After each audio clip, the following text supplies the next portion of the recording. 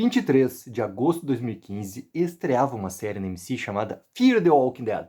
Simplesmente a primeira spin-off, a expansão do universo The Walking Dead, que já era acompanhada e fazia um estrondoso sucesso na rede americana, que se espalhava, obviamente, ao redor pelo mundo.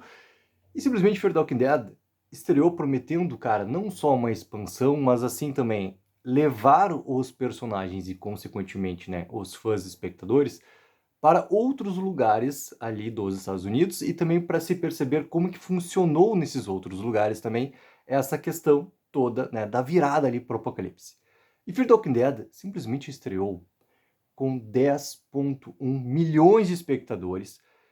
Se a gente for considerar assim, ó, o episódio que teve a maior audiência de The Walking Dead foi a estreia da quinta temporada, que simplesmente, né, marcou 17 milhões de espectadores.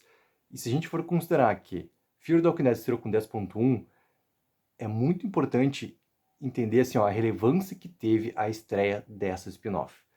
Porque se tornou talvez assim um dos maiores pilotos que teve ali com o número de audiência, número de espectadores ali em sua estreia, e até hoje é a maior estreia que aconteceu dentro da AMC, ou seja, foi um marco muito importante, que obviamente vinha por causa do sucesso estrondoso de The Walking Dead, que teve realmente essa questão de uma parte massiva do público acompanhar o que seria essa spin-off aqui. Só que ao mesmo tempo, cara, que começa a ter essa importância toda do Fear the Walking Dead, a gente, tanto tempo depois, já com essa spin-off finalizada, depois de 8 temporadas, é muito interessante a gente conversar sobre a ascensão e a queda. Porque Fear the Walking Dead, ele teve uma maneira muito clara de funcionar, isso a gente já conversou demais, nas suas primeiras 3 temporadas, e as decisões criativas que aconteceram, da mudança principalmente de showrunner, que também, né, leva uma mudança completa de tom da história, de como contar a história e também mudança muito forte de quem vai protagonizar a história dali para frente. Claramente a gente divide sim Fear the Walking Dead em 2 momentos, que a gente pode até colocar 3, tá? Porque assim, o que acontece com Fear the Walking Dead na sua última parte, que daí eu não tô nem falando de última temporada, tô falando de última parte, ou seja, tô falando da parte B da 8ª temporada, nossa querida 8B, onde a gente tem a volta do Troy, que foi um personagem ali tão importante, que quase é um personagem conclusivo, né? Sobre o arco todo que acontece dessa primeira parte de Fear the Walking Dead lá, da 3ª temporada. Cara, é muito interessante, assim, a gente pegar e entender como que eles tentam, de uma maneira ou de outra, voltar a algo que os fãs gostavam, tentar trazer algo que seja, assim, uma maneira de contar a história também com uma rivalidade por causa de quem reassume o protagonismo no final de Fear the Walking Dead é a Madison Clark. É uma bagunça completa que, obviamente, se encerra de uma maneira, assim, ó, brutal, onde a gente traz o que é a parte da queda de Fear the Walking Dead. Onde, inclusive, é muito triste a gente pegar, depois de tanto tempo, assim, começar a ver o que Fear the Walking Dead tinha de expectativa antes da sua estreia, o que Fear the Walking Dead realmente teve na sua origem, o que Fear the Dead teve em alguns momentos ali, depois da sua mudança toda de tom, de troca de showrunner, de troca de protagonista, o que ele conseguiu alcançar também, reforçado com a entrada de alguns personagens da série principal, que daí a gente obviamente pega, né? O Morgan sai de The Walking Dead para a 4ª temporada ali de Fear the Walking Dead para assumir aquele protagonismo todo. A gente tem a participação, inclusive, do Rick, da Carol, né, em Fear the Walking Dead, naquele breve momento ali de saída do Morgan. E logo depois a gente tem a questão do Dwight, que também sai de The Walking Dead para procurar a Sherry, que tá lá em Fear the Walking Dead também.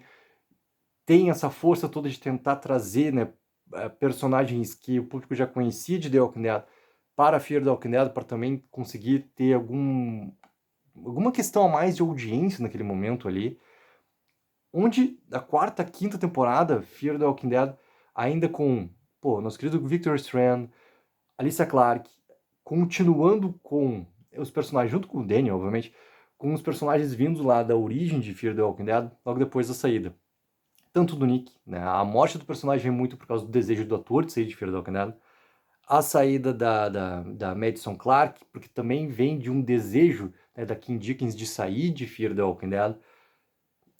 que acontece daquela forma, onde sempre ficou em aberto, e nunca vou esquecer do Henrique falando quando a gente tava cobrindo Fear the Walking Dead. Cara, não vi corpo, não tá morto, né? Sempre o Henrique foi o cara que manteve assim, não, cara, a Madison vai voltar, porque eles não mostraram o corpo dela, não sei o quê, por causa de tudo que aconteceu no estádio, então ela vai voltar, ela tá viva em algum momento do universo. E realmente ela tava viva, e realmente ela voltou, né, em algum momento do universo de Fear the Walking Dead, lá no final da 7ª temporada.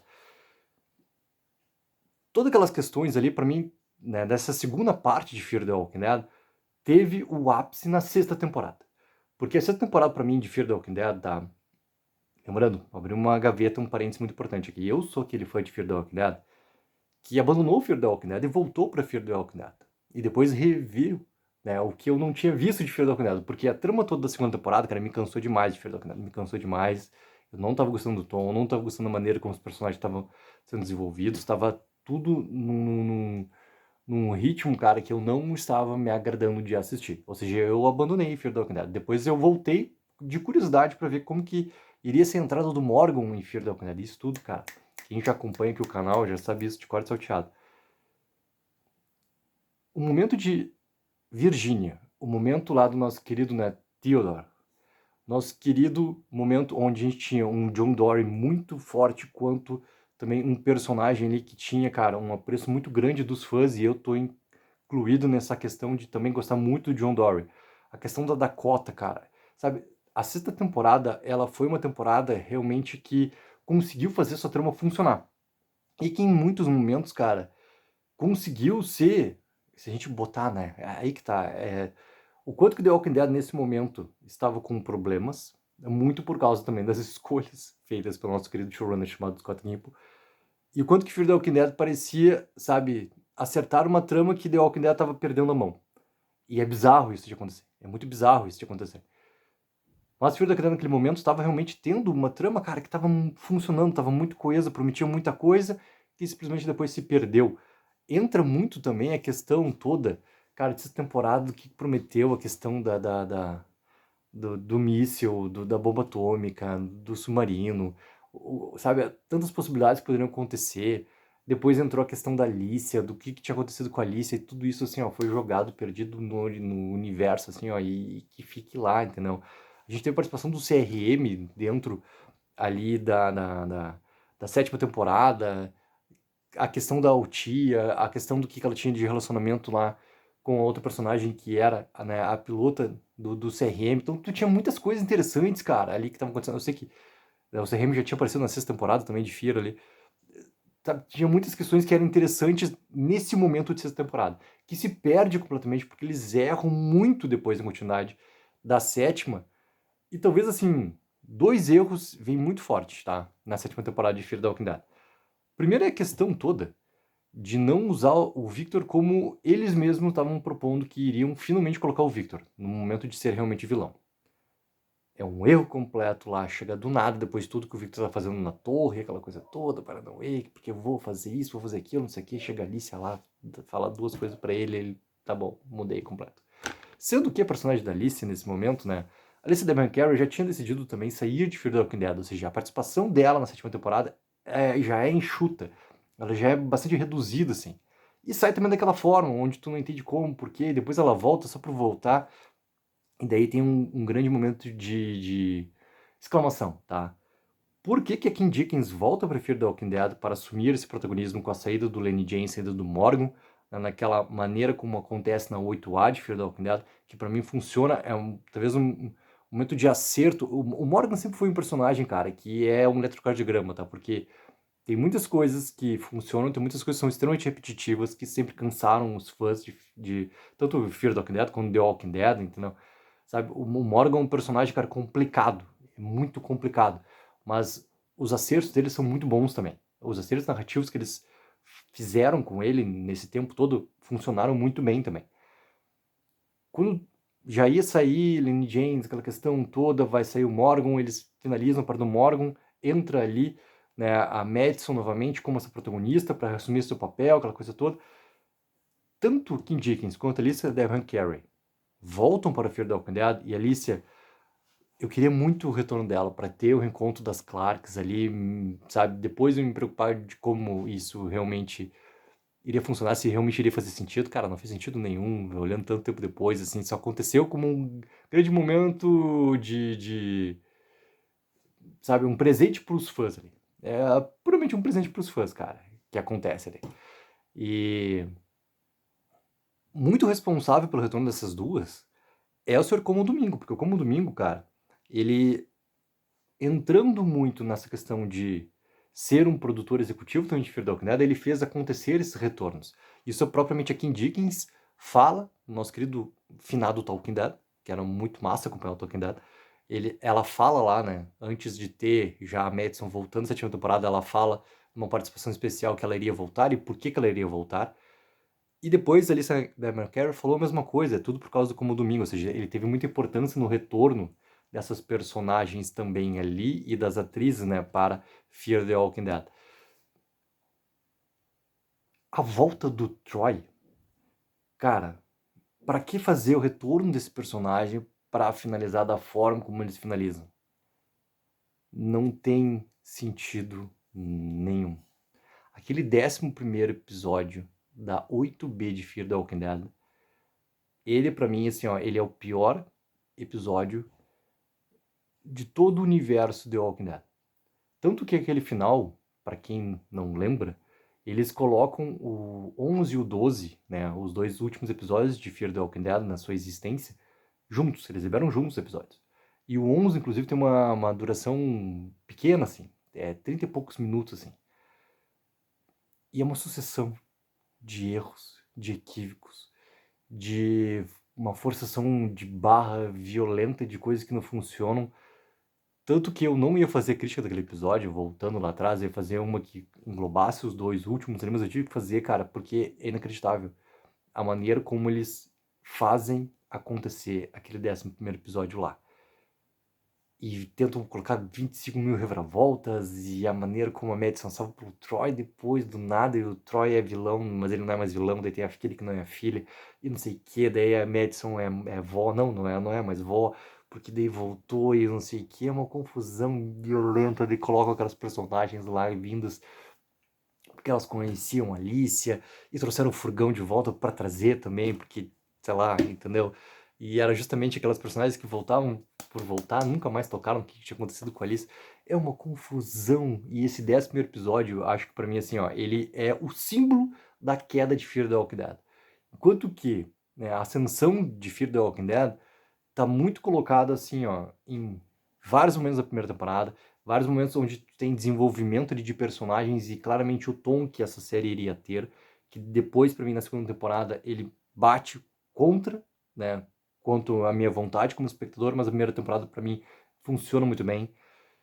Sexta temporada, então, para mim é um acerto muito grande dessa combinação toda, né, de personagens, narrativa, do que poderia ser, do que não poderia ser. Funciona muito bem para mim. Até botar um parênteses que eu já tinha esquecido, né? O John Dory também só tem a morte do personagem muito porque o ator também quis sair de Fear the Walking Dead. Tem essa questão também importante ali, né? Mas a questão toda de queda, cara, pra mim é assim, ó, ela pega toda a 8B e tu centra nesse 11º episódio ali, o penúltimo episódio de Fear the Walking Dead. Ele é horrível, cara, ele pra mim supera muito o Divergent, né, que de vez em quando a gente traz, cara. Pô, o Divergent foi um daqueles episódios especiais colocados, né, no momento da pandemia, entre a 11ª temporada de The Walking Dead, que é a famosa parte que a gente tem a Carol e o rato, o Daryl e a moto, né? Mas, cara, esse 11º episódio de Fear the Walking Dead, ele supera muito o Divergent, porque o Divergent, pelo menos, ele é honesto naquilo que ele quer contar, né? Ele é um episódio ali pra gente ver o distanciamento entre Daryl e Carol, e feito, cara, da maneira como eles tinham que fazer lá, com uma história que talvez não precisava ser contada, podia ser resumida em uma cena de 2 minutos, mas ele é honesto, entendeu? E ele é bem feito no que ele quer contar. O 11º de Fear the Walking Dead é horrível, cara. Horrível, horrível, horrível, horrível, horrível, horrível.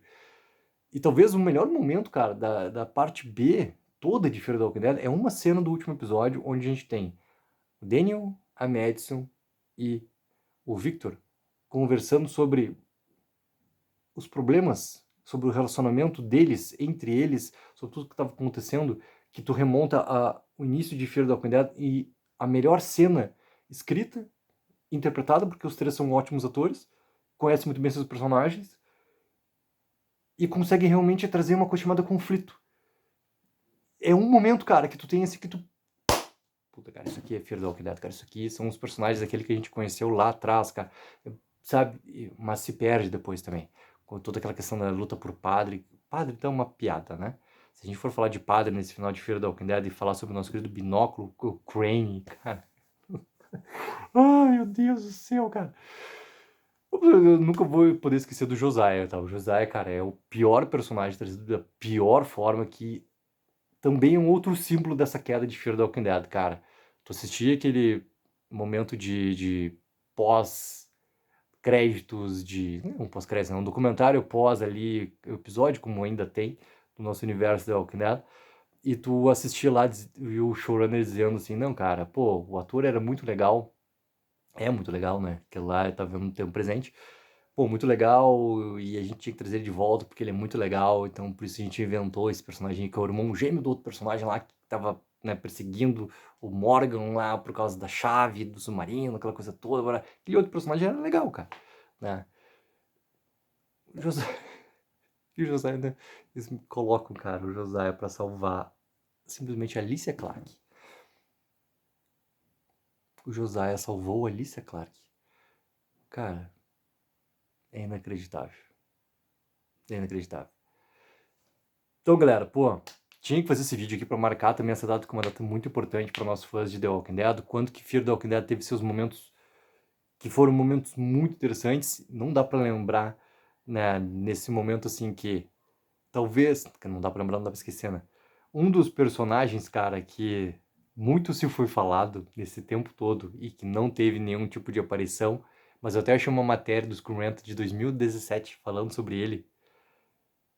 Tobias. Ah, o Tobias. Tobias, que apareceu em 2 episódios só, de Fear the Walking Dead, o personagem que foi ali esse mensageiro do futuro dizendo que coisas poderiam acontecer e tudo mais. O Tobias é um personagem, cara, legal, assim, de... Pena que Fear the Walking Dead não existe mais, pra ele aparecer em algum momento, que não podia ser como o Morales apareceu em The Walking Dead lá, que também não fez sentido nenhum. Morales, cara, pelo amor de Deus. Mas o Tobias é um personagem que volta e meia, cara, aparece quando se fala de bons momentos de Fear the Walking Dead, porque é um personagem que foi muito interessante naquele princípio todo, que como que ele tinha, da onde, porque momentos que também são símbolos, cara, de uma Fear the Walking Dead que funcionou. E pra mim, momento que o coração de Fear the Walking Dead se perdeu, e isso era muito da família Clark, né? Pô, a morte do Travis, cara, foi uma morte que impactou muito, funcionou muito pra trama, mas o coração todo, né, mesmo com essa morte, cara, é a família Clark. É Nick, Alice e Madison, cara. Quando tu perde esse coração pulsante da série, é muito difícil tu conseguir prosseguir. Demorou pra Fear the Walking Dead ter um tipo de alta nesse eletrocardiograma ali, pra depois eu baixar novamente, mas... Coloca nos comentários, galera. O que vocês acharam de Fear the Walking Dead? Nunca vou esquecer do nosso grande Ramon, um dos maiores fãs de Fear the Walking Dead, cara.